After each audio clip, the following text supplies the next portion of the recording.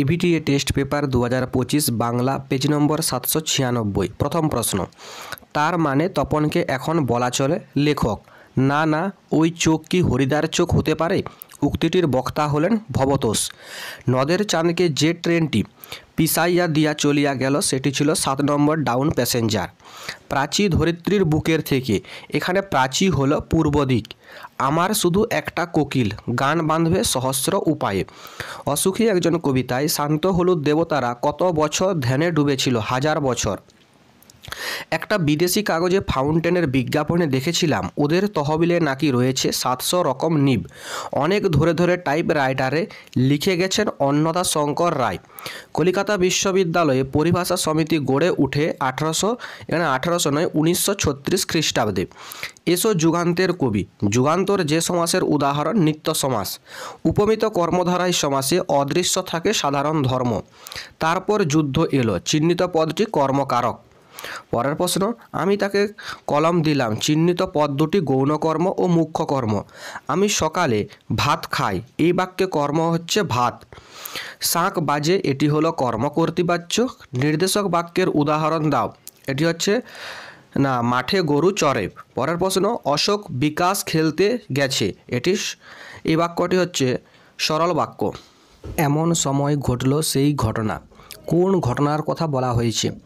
তপনের ছোট মাসির কথায় রাজি হয়ে মেসো সন্ধ্যাতারা পত্রিকায় তপনের গল্প ছাপানোর প্রতিশ্রুতি দেন, কিন্তু দীর্ঘ সময় অতিবাহিত হওয়ার পরও গল্পটি প্রকাশিত না হওয়ায় তপন আশা ছেড়ে দেয়। এমন সময় একদিন সেই ঘটনা ঘটে, অর্থাৎ ছোট মেসো সন্ধ্যাতারা পত্রিকা হাতে তপনদের বাড়িতে আসে। অথবা উত্তরটা এভাবেও লেখা যাবে, ছোট মাসি আর মেসোমশাই সন্ধ্যাতারা পত্রিকা নিয়ে তপনদের বাড়িতে আসার কথা বলা হয়েছে। পরের প্রশ্ন, তাতে আমার ঢং নষ্ট হয়ে যায়, কার কোন ঢং এর কথা বলা হয়েছে? আলোচ্য অংশের বক্তা হলেন হরিদা। জগদীশবাবু বিরাগী বেশি, হরিদাকে প্রণামী দিতে গেলে তা তিনি নেন না, কারণ সে বিরাগীর ছদ্মবেশে টাকা নিলে তাতে অভিনয়ের ঢং নষ্ট হয়ে যায়। পরের প্রশ্ন, ঠিক আছে তোর বাবাকে গিয়ে বল গে। কে বাবাকে গিয়ে কি বলবে? অমৃত বাবাকে গিয়ে বলবে যে তার একটা নতুন জামা চাই। পরের প্রশ্ন, আজ্ঞে না, নিজে খাইনে। বক্তা নিজে না খাওয়ার পরিবর্তে কি করেন?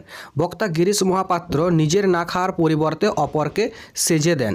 পরের প্রশ্ন, বড় ভয় করিতে লাগিল নদের চাঁদের, ভয়ের কারণ কি? বর্ষার জলে উন্মত্ত নদীর রোষে ক্ষোভে ফুঁসে ওঠা রূপ দেখে দিশেহারা নদের চাঁদের ভয় হয়েছিল। নদীর আর্তনাদী জলরাশি যেন গোটা ব্রিজটিকে ভাসিয়ে নিয়ে যাবে। পরের প্রশ্ন, কবিতার এ মুহূর্তে মরে যাব নাকি, কোন মুহূর্তের কথা বলা হয়েছে?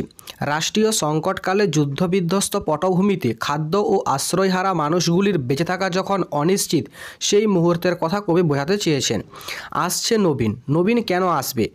জীর্ণ জরাগ্রস্ত পরাধীন ভারতীয় সমাজ অরাজকতা কুসংস্কারে পরিপূর্ণ, তাই অসত্য ও অসুন্দরের বিনাশ সাধনে তরুণ বিপ্লবী দল আসছে। অস্ত্রের বিরুদ্ধে গান কবিতায় অস্ত্র সম্পর্কে কবি কি বলতে চেয়েছেন? অস্ত্র হলো সংহারক ও ধ্বংসের প্রতীক, তাই অস্ত্রকে পায়ে ফেলতে বলেছে। কে কবে শুনেছ পুত্র? পুত্রকে কি শোনার কথা বলা হয়েছে? এখানে পুত্র হলেন ইন্দ্রজিৎ। রাবণ বলেছেন যে শিলা কখনো জলে ভাসে। পরের প্রশ্ন, আফ্রিকা কবিতায় কবি হিংস্র প্রলাপ বলতে কি বুঝিয়েছেন? সাম্রাজ্যবাদের শেষ কথাই হলো দখল, লুণ্ঠন ও পাশবিক অত্যাচার।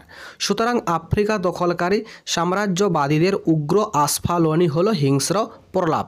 পরের প্রশ্ন প্রবন্ধের, কিন্তু আমি ছাড়া কারো হাতে কলম নেই, তাহলে কলম ছাড়া কি আছে? কলম ছাড়া সকলের হাতেই ছিল কিবোর্ড। নেক্সট, সেগুলি বান্ডিল করে নিয়ে যেতাম স্কুলে, সেগুলি কি ছিল?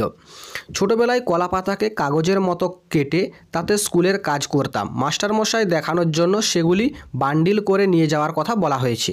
অভ্যাস করা একটু শক্ত। শক্ত অভ্যাসটি কি?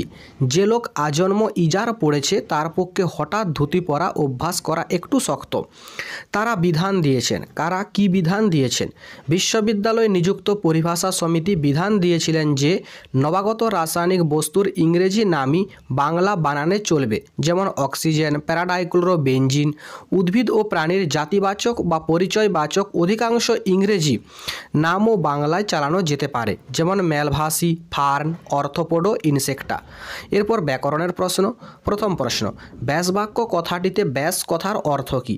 ব্যাসবাক্য কথাটিতে ব্যাস কথার অর্থ হলো বিস্তার। ভাষার নির্দেশক ও বিভক্তির বাক্যযোগে উদাহরণ দাও। ফলগুলো গাছ থেকে পড়লো, এখানে নির্দেশক হলো গুলো আর বিভক্তি হচ্ছে এখানে গুলো এ বিভক্তি আসছে। পরের প্রশ্ন, সমধাতুর্যকরণের উদাহরণ দাও। রোগে রোগে শরীরটা জীর্ণ হয়ে গেল, আন্ডারলাইন করবে রোগে রোগে। উপবন ব্যাসবাক্য নির্ণয় করো। ক্ষুদ্র বন সমান উপবন, এটি অব্যয়ীভাব সমাস। পরের প্রশ্ন, ছেলেরা ফুটবল খেলে, চিহ্নিত পদটি কারক বিভক্তি নির্ণয় করো। কর্মকারক শূন্য বিভক্তি। আমি মাঠে গিয়ে ফুটবল, এখানে বাক্য নির্মাণে কোন শর্ত লঙ্ঘিত হয়েছে? আকাঙ্ক্ষা। ভাববাচ্য নির্মাণে বাক্যের কোন উপাদানের প্রাধান্য থাকে? ক্রিয়ার ভাব। 50 টাকার বেশি চাঁদা দিতে পারবো না, বাক্যটিকে সদর্থক বাক্যে রূপান্তরিত করো। 50 টাকার বেশি দেওয়া অসম্ভব। জটিল বাক্যের উদাহরণ দাও। যদি মেঘ ধরে তবে বৃষ্টি হবে, অথবা যদি বৃষ্টি হয় তাহলে ফসল নষ্ট হবে, অথবা যদি বৃষ্টি হয় তাহলে ফসল ভালো হবে। পরের প্রশ্ন, অ্যাক্সেস দ্বন্দ্ব সমাসের উদাহরণ দাও। আমি, তুমি ও সে সমান আমরা, এটি হলো অ্যাক্সেস দ্বন্দ্ব সমাসের উদাহরণ।